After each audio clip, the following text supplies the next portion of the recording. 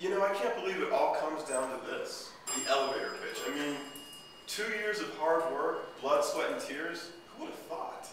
Please tell me a little bit more about what it is you two do. Well, we created a group text messaging service that gets the information to the people when they need it. Right, so the service is called Mobilize Us, and we work with a lot of high schools and sports teams and social change organizations that use the service to, as John said, get people the information they need when they need it. So, for example, we have this high school in Tulsa, Oklahoma, and the sports teams use the service for schedule changes, last-minute reminders, or just even score notifications. And the administration uses the service to communicate with the parents for school closures and other time-sensitive information.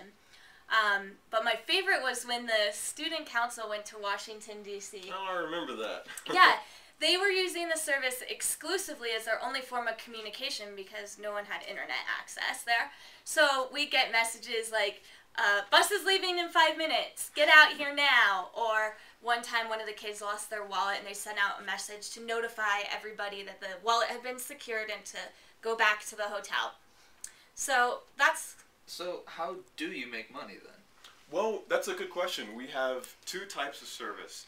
One being is a subscription model where the actual groups pay to use the service on a monthly basis, and then the second version is a free version where groups can use the service for free, but they have advertisements appended to their text messages that go out.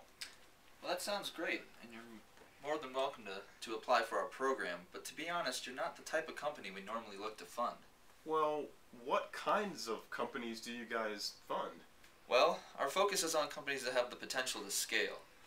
We look for concepts that don't necessarily make any sense for a sustainable business, but that have the potential to grow very fast and that we can turn around and sell for large sums of money. Okay, so time out. Let me get this straight. You guys are willing to invest potentially millions of dollars into a concept that has not been tested and there's no source of revenue. I mean, to me, it kind of seems like a crapshoot, don't you think? I mean, what kind of idiot would do that? I do. Alrighty then. Okay. But truth be told, the most rewarding business I was ever a part of was the one where I bootstrapped. It was back in 1960. Oh, wow. You know, look at the time. Thank you so much. Really appreciate your time and insight. It was really helpful. Not a problem. Thank you. Ow, that went well. I can't believe you said that to him. Well, I mean, isn't it the truth?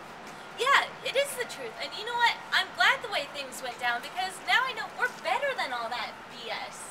You know, I say right now we vow not to waste any more time or energy on fundraising.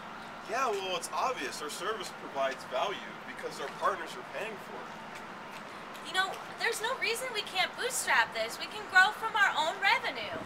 And then we can keep the integrity of our idea. Yeah, so the moral of the story is, if you're an entrepreneur and you have a great idea and it solves problems, you don't have to have big money to get it off the ground. There are a lot of creative things you can do to generate funds for your business without selling your soul or giving up majority ownership of your company. If you believe in your idea and you see it through, it'll work out for you, just like it did for us.